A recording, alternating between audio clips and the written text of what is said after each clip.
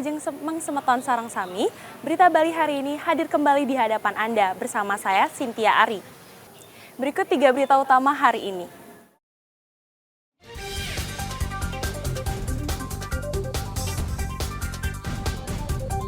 Harga minyak goreng naik di kota Denpasar.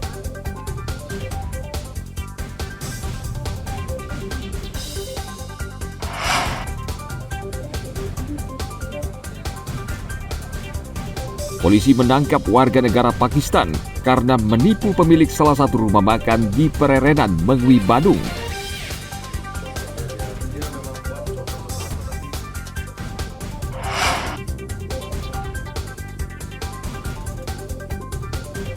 Kerajinan layang-layang dari Banjar Badung, Desa Lukluk, Badung, terjual hingga puluhan juta rupiah.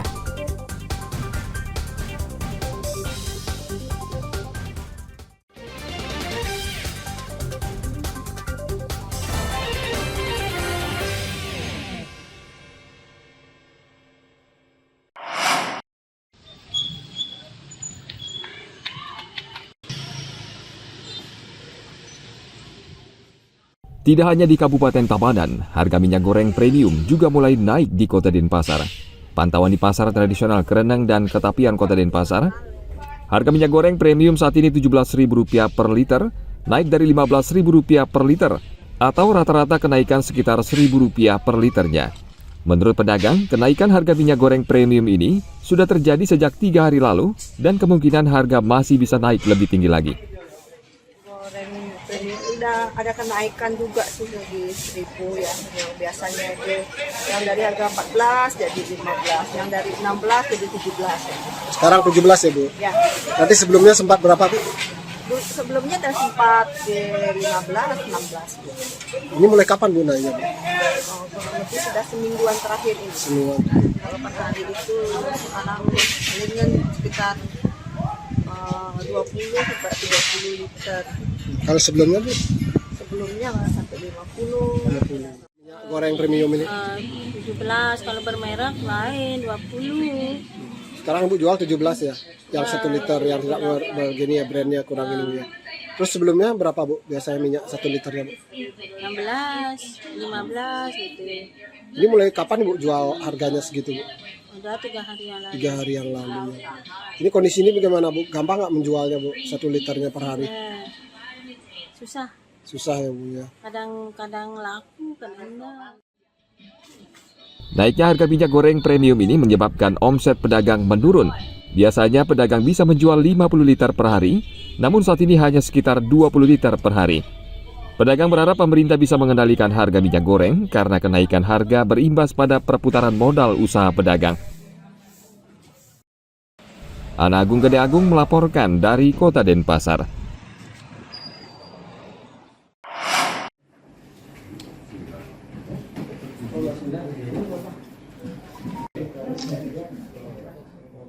KPU Karangasem kembali mengingatkan tim bakal calon kepala daerah dari persorangan bisa langsung gugur jika tidak lolos verifikasi administrasi tahap kedua.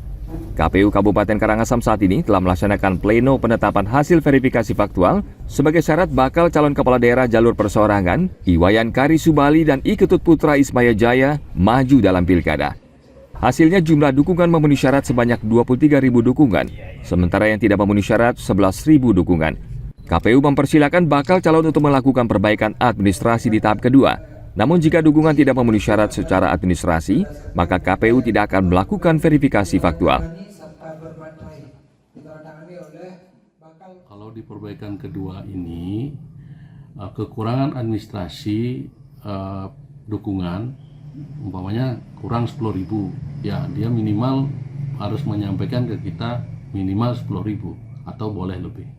Karena apa? Karena kalau 10.000 itu kurang dari dukungan setelah kita jumlahkan kurang dari 33.053, berarti mereka sudah langsung gugur, tidak dilanjutkan lagi ke tahap berikutnya seperti itu.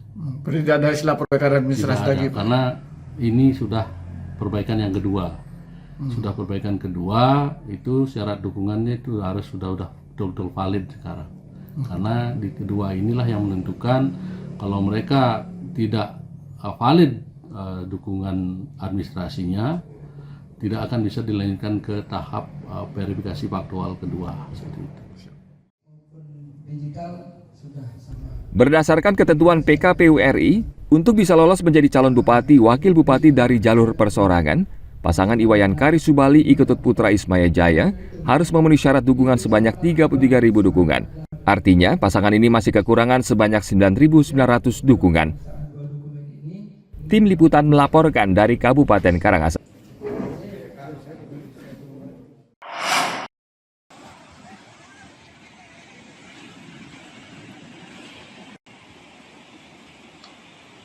Turis asing kembali berulah di Bali. Kali ini terjadi di Nusa Dua, Badung.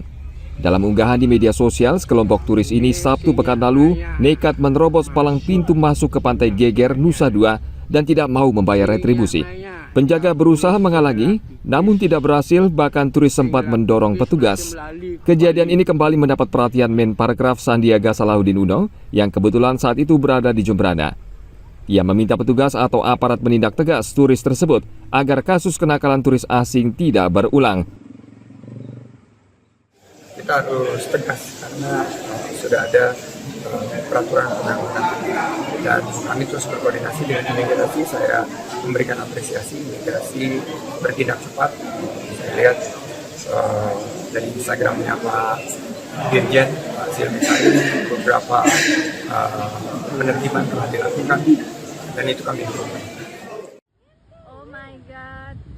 Sebelumnya, turis asing juga berbuat konyol dengan berlarian hanya menggunakan handuk di Jalan Jimbaran, Kuta Selatan pada Minggu pekan lalu.